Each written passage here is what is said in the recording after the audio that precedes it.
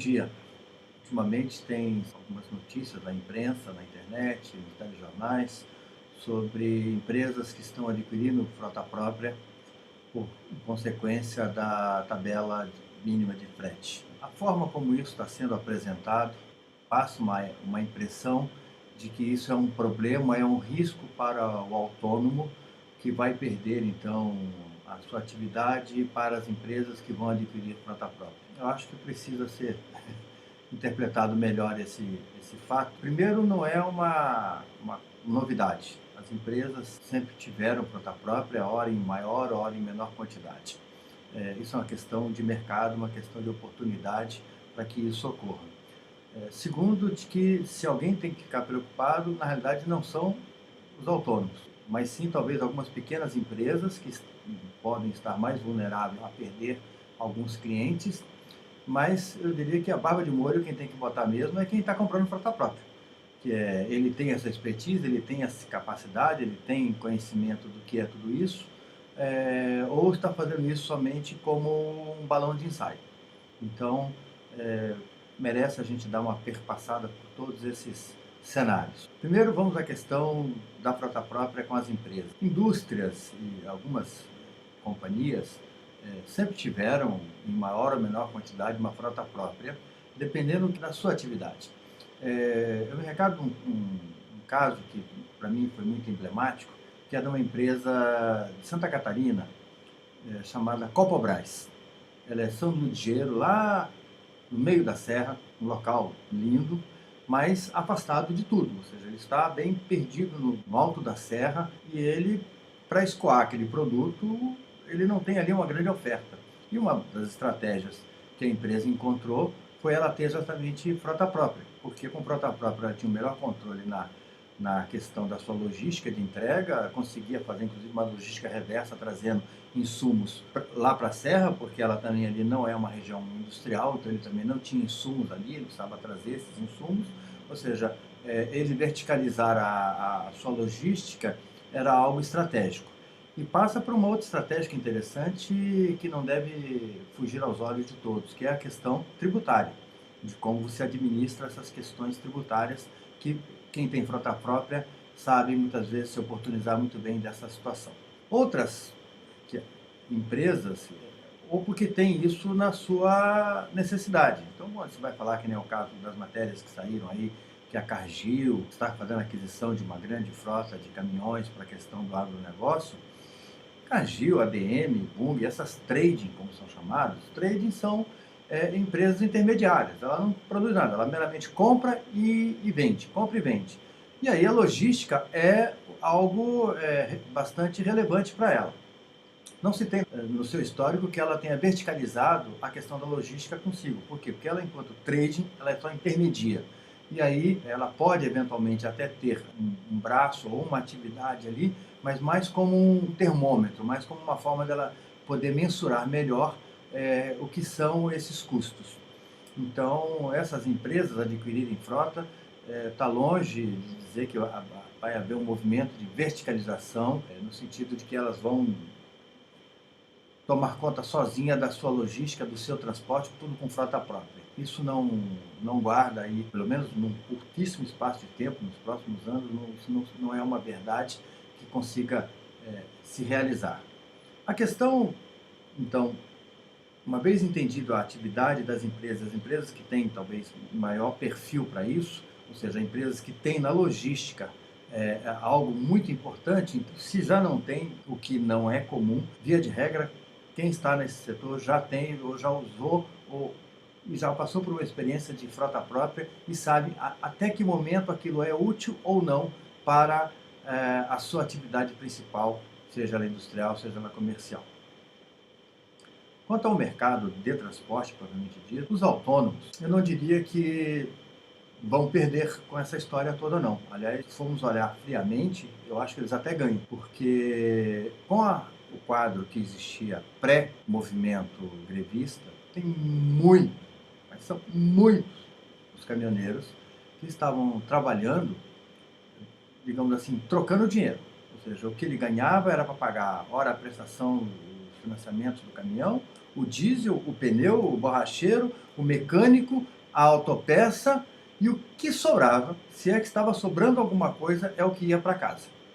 Então, se você pegar então que ele estava, digamos, conseguindo colocar em casa 2, 3 mil reais, quando muito, no final do mês, que o restante do faturamento se perdia dentro desses gastos que ele tinha, e com um frete que não remunerava ele poder fazer investimento em frota nova e assim por diante, ele deixar de ser um autônomo para ser um motorista contratado, ele vai continuar executando a ocupação que ele sabe fazer e faz com prazer, que é dirigir.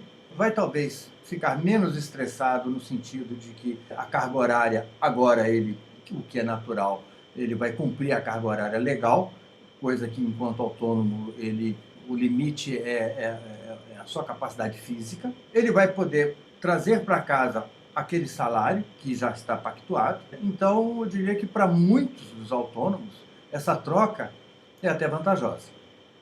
Ela é até vantajosa, porque a falta justamente de empresas que contratassem motoristas e estavam demandando justamente o autônomo, e ele, no anseio de poder ter algo mais, então se aventurou enquanto um empreendedor e esse empreendimento não está lhe rendendo alguma coisa, retornar à condição de empregado, não acho que seja algo que vai ser ruim para muitos, não vai criar então esse terror que estão tentando mostrar, que o crescimento da frota própria nas empresas de transporte vai atrapalhar muito a condição do autônomo.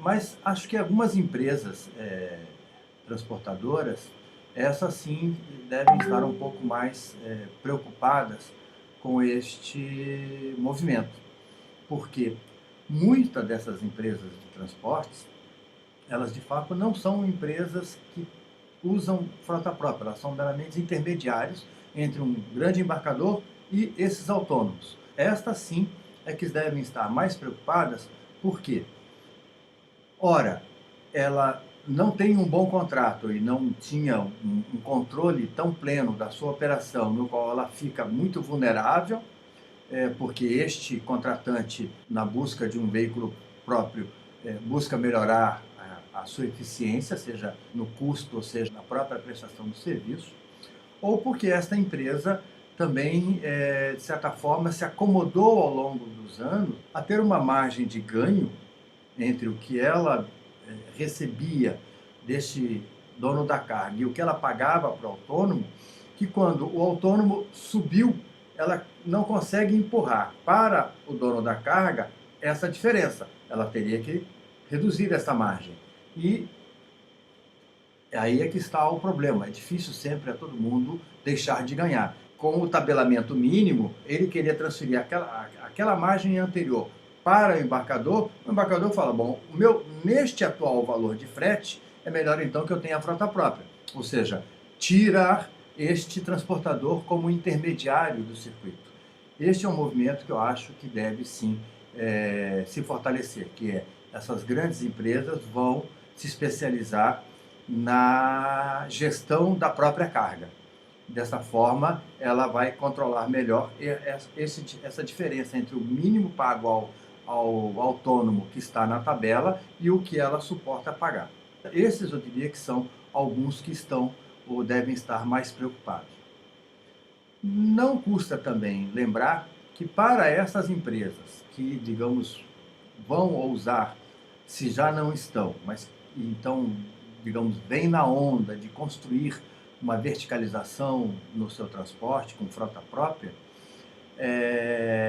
isso também é bom para o autônomo, porque essas empresas, ao incorporarem frota própria e ao incorporarem motoristas, vão ter que desenvolver os seus departamentos de transporte, de logística, com o departamento de recursos humanos, toda uma parte de acompanhamento de custos da área de manutenção, da área financeira, de custos de contas a pagar e negociações diversas nas rotas em que elas atuam.